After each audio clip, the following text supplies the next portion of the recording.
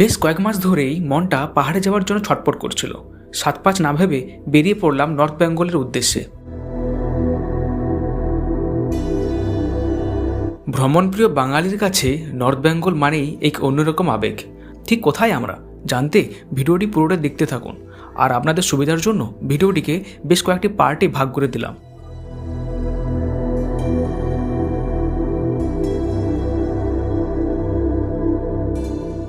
আমাদের ভিডিওর এই পর্বে রয়েছে নর্থ বেঙ্গল সম্পর্কে অনেক জানা অজানা তথ্য। ভিডিওটি শেষ পর্যন্ত দেখতে থাকুন, বাকি পর্বগুলো খুব শীঘ্রই আসতে চলেছে।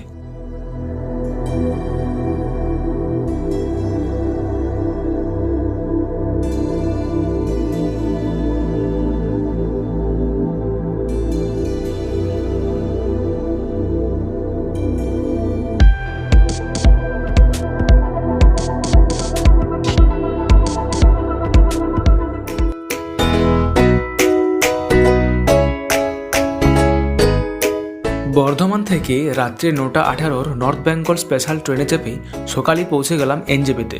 সে ভিডিওর লিঙ্ক রয়েছে ভিডিওর ডেসক্রিপশন বক্সে, না দেখে থাকলে অবশ্যই দেখে নেবেন।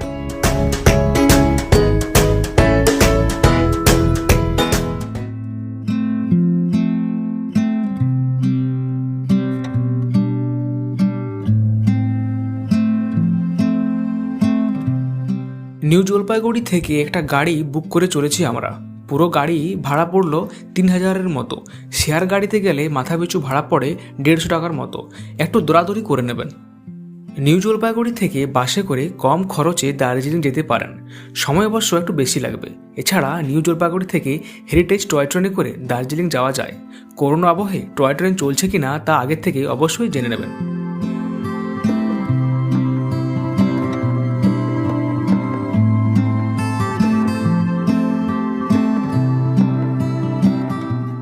এনজেপি থেকে শিলিগুড়ি পর্যন্ত যাওয়ার রাস্তাটা প্রায় সমতল। শিলিগুড়ি পেরিয়ে যেতেই দৃশ্যপট পাল্টাতে শুরু করলো।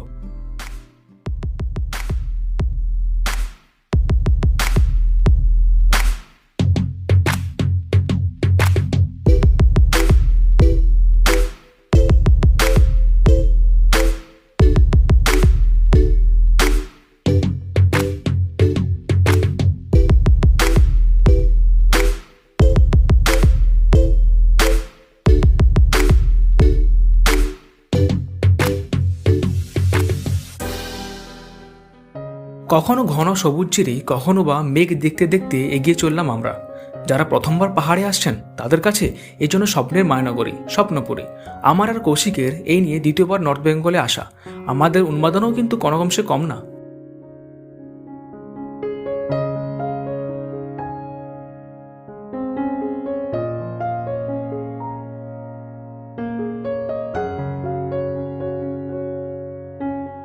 বলে রাখি, এনজেপি বা শিলিগুড়ি থেকে কার্শিয়াং হয়ে দার্জিলিং যাওয়ার প্রধানত 3টি রুট রয়েছে।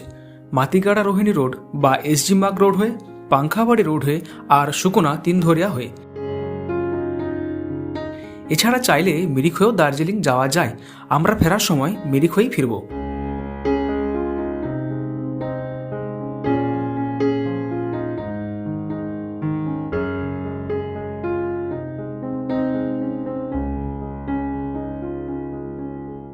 সকাল ৯টা হতেই খিদে পেট চুচু করতে শুরু করে দিল। তাই ড্রাইভারকে বললাম ব্রেকফাস্ট করার মতো জায়গা দেখে গাড়ি দাঁড় করতে।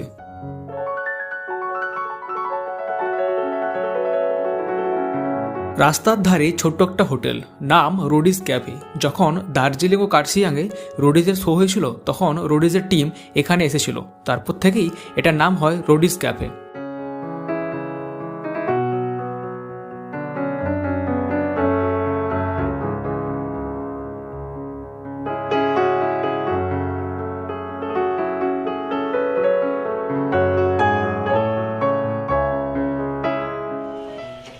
আমরা এখন দাঁড়িয়েছি রোহিণীতে।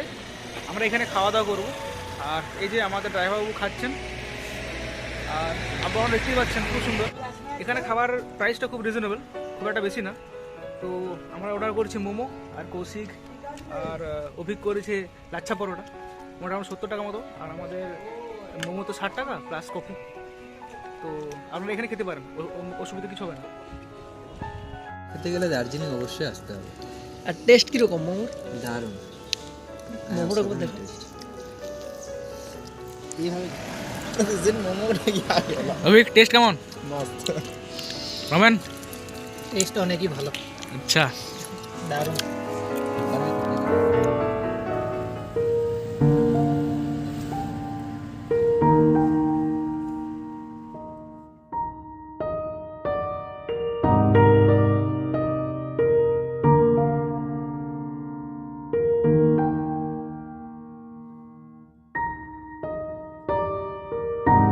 জমজমাট ব্রেকফাস্ট সেরে বেশ চাঙ্গা লাগছে।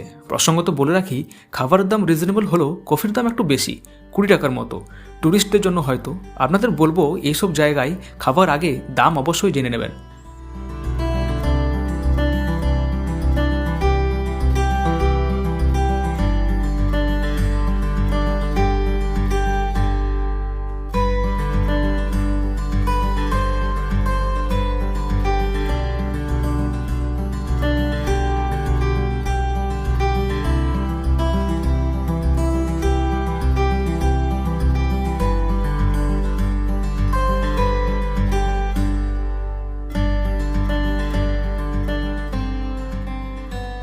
আবারও আঁকাবাঁকা পথ ধরে আগামী গন্তব্যের দিকে এগিয়ে চললাম আমরা।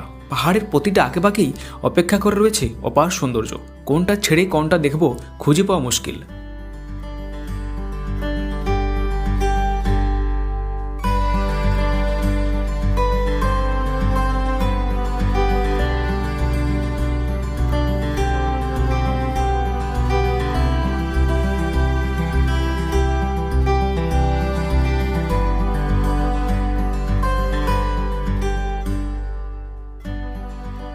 যারা বাইক বা পার্সোনাল গাড়ি নিয়ে পাহাড়ে বেড়াতে আসবেন তাদের জন্য বলে রাখি, পাহাড়ের প্রতিটা আঁকেবাঁকে যেমন রয়েছে অপার সৌন্দর্য ও একরাশ মুগ্ধতা, তেমনই রয়েছে পদে পদে বিপদের সম্ভাবনা। স্পিডে গাড়ি চালানোর থ্রিল যেন বিপদ ডেকে না আনে, সে ব্যাপারে অবশ্যই খেয়াল রাখবেন। আর পাহাড়ে আসার আগে গাড়ি সার্ভিসিং অবশ্যই করিয়ে নেবেন।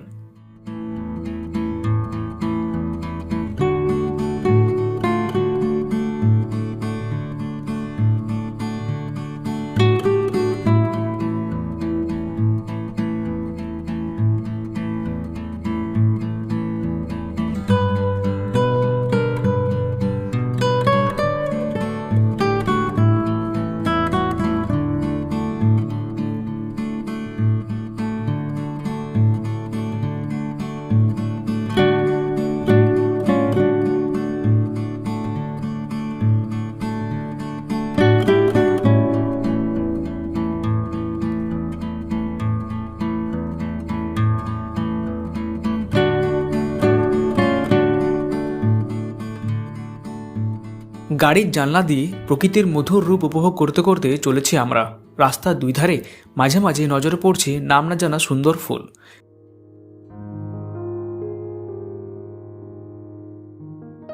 গাড়ি থেকে দেখা যাচ্ছে দূরের ওই নীল সাদা মেঘে ঢাকা বিস্তীর্ণ পর্বতমালা।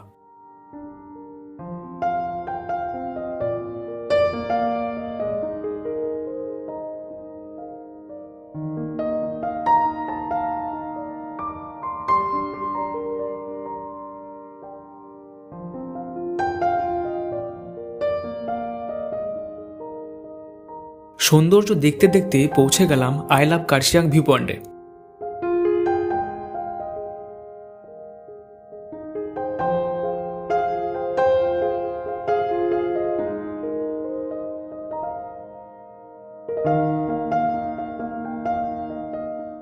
এইখানে সৌন্দর্য ভাষায় বর্ণনা করা প্রায় অসম্ভব। দূরের ওই পাহাড়গুলোকে ঢেকে রেখেছে নীল সাদা মেঘ। কখন যে এরা পাহাড়ের বুকে বৃষ্টি হয়ে নেমে পড়বে বলাই যায় না।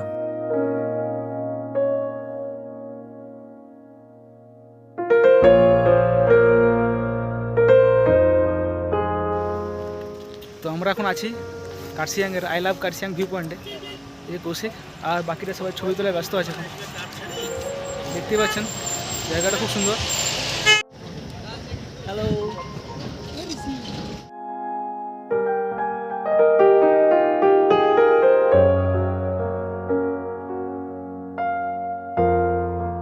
দূরের যে রাস্তাটা দেখতে পাবেন ওই রোহিণী রাস্তা হয়েই এখানে এলাম আমরা।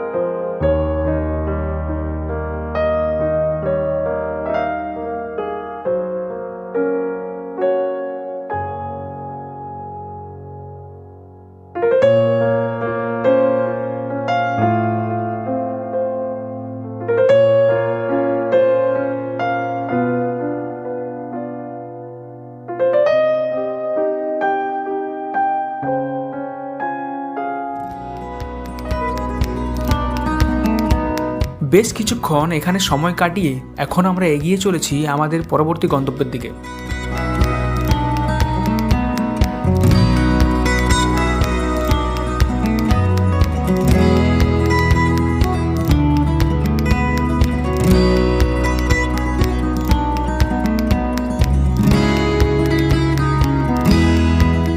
আমাদের পরবর্তী গন্তব্য গিদ্দা পাহাড় হয়ে ডাউহিল যাওয়ার। গিদ্দা পাহাড়েও আই লাভ কার্শিয়াং লেখা আছে আর রয়েছে একটি হনুমান মূর্তি। পরিষ্কার দিনে ওখান থেকে পুরো কার্শিয়াং শহরকে দেখা যায়।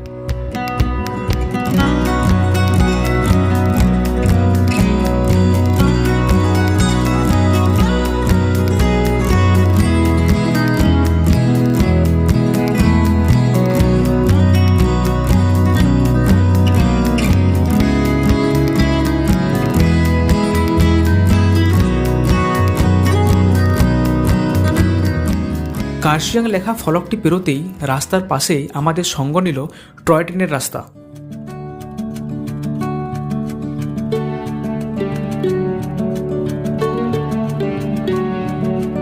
টয় ট্রেনের রাস্তাকে ডান দিকে ফেলে একটা খাড়ায় রাস্তা দিয়ে উঠতে থাকলাম।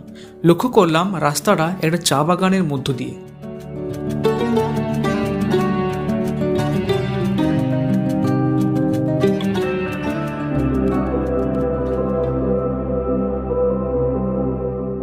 একটা জিনিস লক্ষ্য করলাম, আমরা সমতল থেকে যতই উপরে উঠছি ঠান্ডা ও আকাশে মেঘ ও কুয়াশার পরিমাণ ততই বাড়তে শুরু করেছে। কখনো মেঘের চাদরে সামনের চারপাশ ঢেকে যাচ্ছে, কখনো বা হালকা কুয়াশা ঘিরে ধরেছে।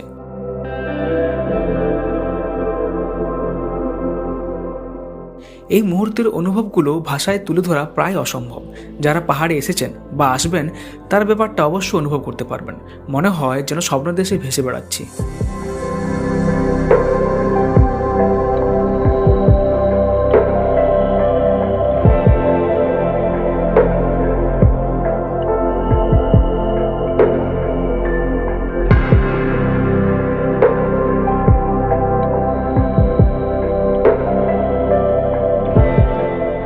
এই পাহাড়টাই গিদ্দা পাহাড়। এই গিদ্দা পাহাড় কার্শিয়াং শহরের সবথেকে উঁচু পাহাড়।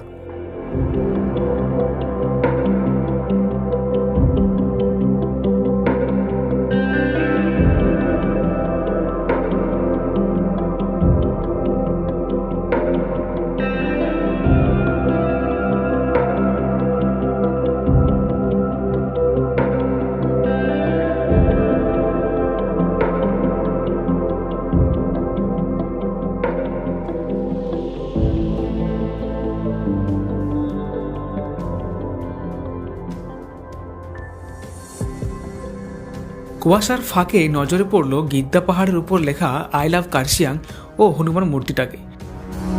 বুঝে ওঠার আগেই হিলটপ থেকে নিচে নামতে শুরু করে দিয়েছে আমাদের গাড়ি। ড্রাইভারকে বারবার বলা সত্ত্বেও দাঁড়ালো না। সেখানে গাড়ি হল্ট করার মতো কোনো জায়গা থাকেনি। অগত্যা এবারের মতো গিদ্দা পাহাড় ধরা দিয়েও দিল না। এই আফসোস থেকে যাবে বেশ কয়েক মাস। আপনাদের বলবো গাড়ি বুক করার আগেই এইসব ব্যাপারে ভালোভাবে কথা বলে নেবেন।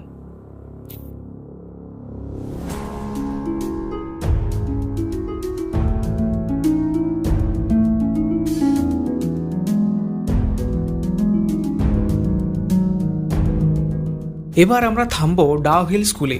মাত্র কিছুক্ষণের রাস্তা। আপনারা রাস্তার ভিউ উপভোগ করতে থাকুন।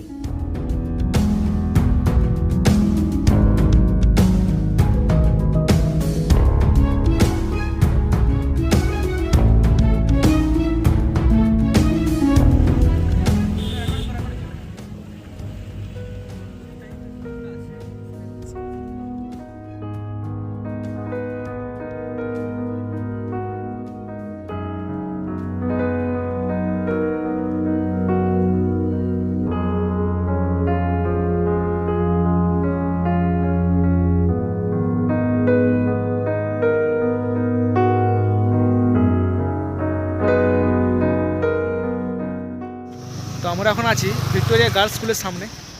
এই যে দেখতে পাচ্ছেন পেছনে। এরপর যাব আমরা ডাউহিলে।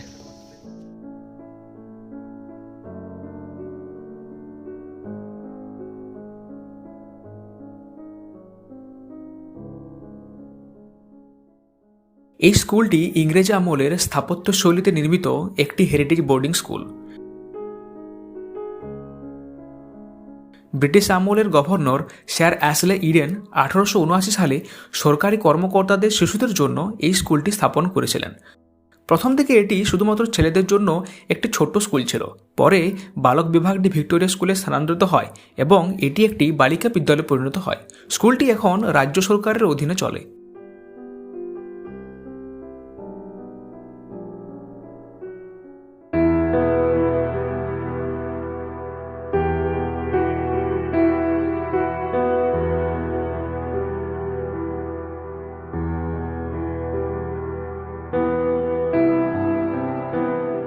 এই ডাউহিল গার্লস স্কুলের চারপাশে সবুজ গাছপালায় ঘেরা।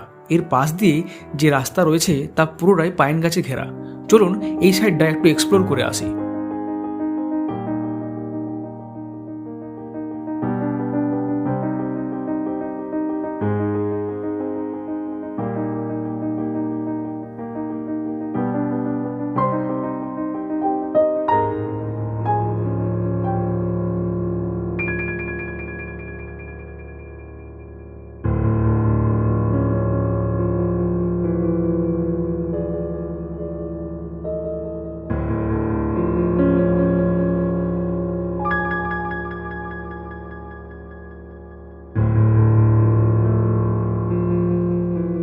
অনেকেই এই ডাউহিল এলাকাকে ভুতুড়ে বলে।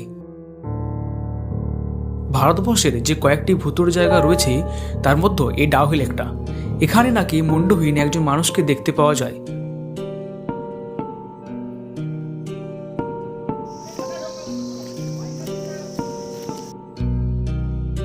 আমাদের অভিজ্ঞতা যদিও সম্পূর্ণ অন্যরকম।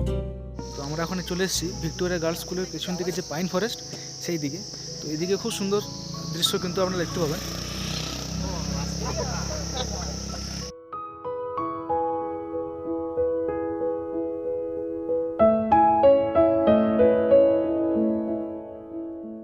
সবুজ পাইন বনের ফাঁকে রোদ্দুর, হঠাৎ নেমে আসা মেঘ, সারি সারি গাছের ফাঁকে রোদের সোনালি আভা, দূরের কোনো কোণা থেকে ভেসে আসা অচিন পাখির ডাক, সব মিলিয়ে এখানের পরিবেশ কোনো গল্পে পড়া রূপকথার স্বর্গরাজ্যের থেকেও কম না।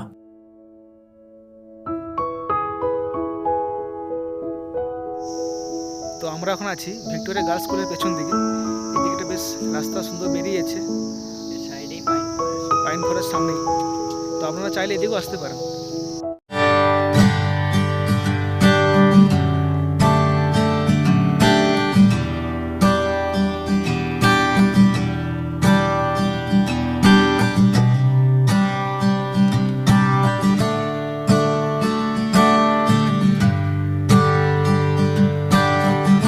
ডাউহিল পাইন জঙ্গল কমপ্লিট করে এখন আমরা চলেছি আগামী গন্তব্যের পথে।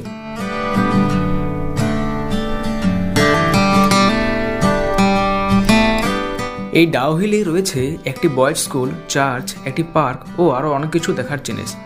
আমাদের হাতে সময় অল্প, তাই বাধ্য হয়েই স্কিপ করতে হলো। আপনারা কিন্তু অবশ্যই দেখবেন।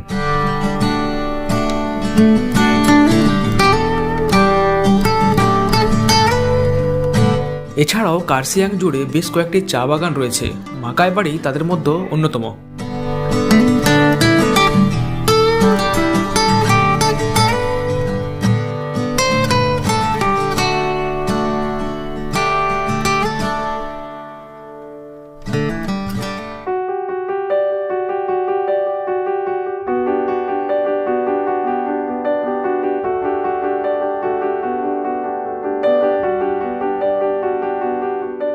কার্সিয়াং থেকে দার্জিলিং যাবার পথে এক সুন্দর জায়গা দেখে দাঁড়িয়ে পড়লাম আমরা।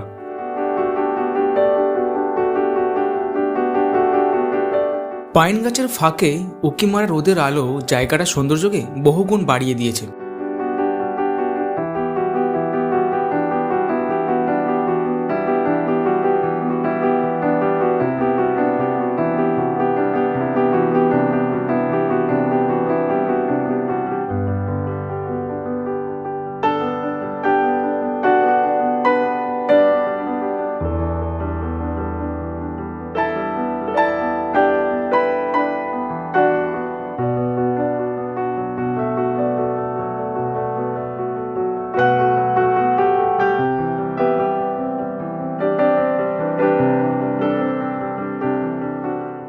এই পাইন গাছের সঙ্গে মেঘ ও কুয়াশার একটা সম্পর্ক রয়েছে। পাইন গাছ মাটির নিচ থেকে জল শোষণ করে প্রচুর পরিমাণ বাষ্পমোচন করে, তাই যেখানেই পাইন ফরেস্টের জঙ্গল পাবেন সেখানেই মেঘ ও কুয়াশার আধিক্য পাবেন।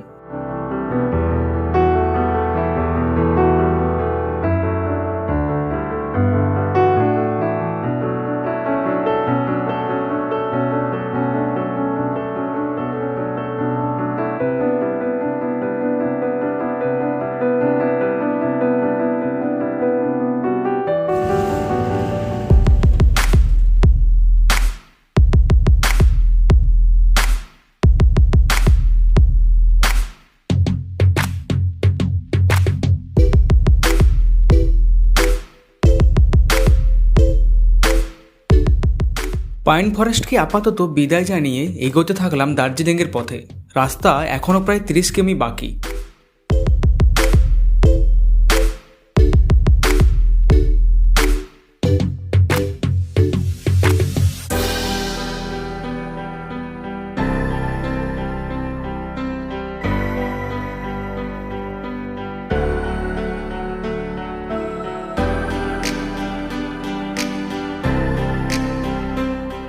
কিছু দূর যাওয়ার পর আবার আমাদের সঙ্গ নিল টয় ট্রেন।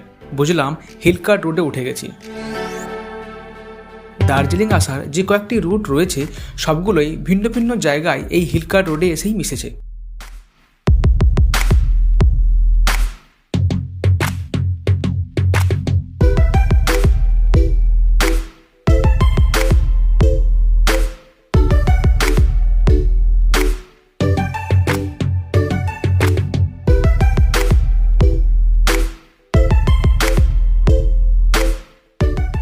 আরও কিছুক্ষণ পর পৌঁছে গেলাম সোনাদাতে।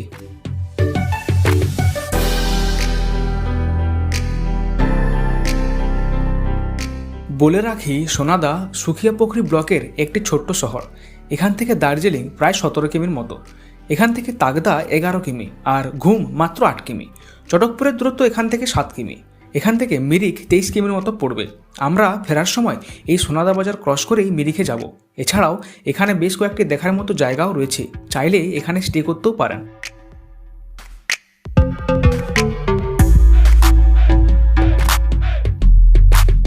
দেখতে দেখতে পেরিয়ে গেলাম সোনাদা। চলার পথে দেখা হয়ে গেল কত অজানা মানুষের সঙ্গে। বৈচিত্র্যের এই দেশ দেখার নাইকো কোনো শেষ। কত সুন্দর দৃশ্যেরই না সাক্ষী রইলাম আমরা।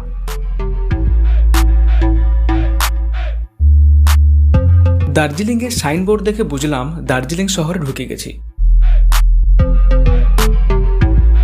ঢুকতে ঢুকতেই দেখা হয়ে গেল টয় ট্রেনের। এর থেকে বেশি সৌভাগ্যের ব্যাপার কী বা হতে পারে।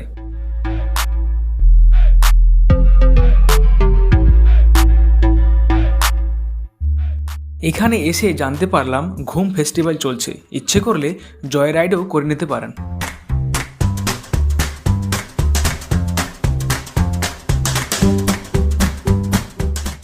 দার্জিলিং স্টেশন থেকে টয় ট্রেনে চড়ে 2 ঘন্টায় ঘুম বেরিয়ে আসার সুযোগই জয় রাইড। সঙ্গে বাড়তি পাওনা ঘুম স্টেশনের রেলের ঐতিহ্যবাহী মিউজিয়াম দেখার সুযোগ। ফেরার পথে বাতাসিয়া লুপের সুন্দর প্রাকৃতিক সৌন্দর্যতা উপরই পাওনা।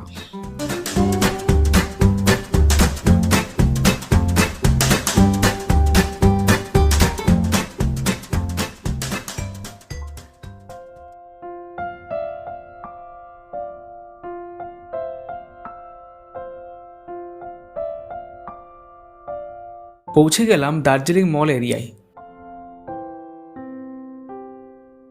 এবার আমরা হোটেলে চেক ইন করব।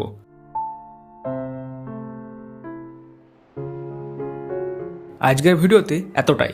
আমাদের ভিডিওর পরবর্তী পর্বগুলোতে রয়েছে দার্জিলিংয়ের বেশ কয়েকটি জনপ্রিয় ও অল্প পরিচিত স্থান সম্পর্কে যাবতীয় তথ্য। আমাদের ভিডিওর ব্যাপারে যে কোনো ধরনের আপডেট পেতে হলে চ্যানেলটিকে অবশ্যই সাবস্ক্রাইব করে রাখবেন এবং বেল আইকনটি প্রেস করতে ভুলবেন না। আর আপনাদের যে কোনো মতামত কমেন্টের মাধ্যমে ব্যক্ত করবেন।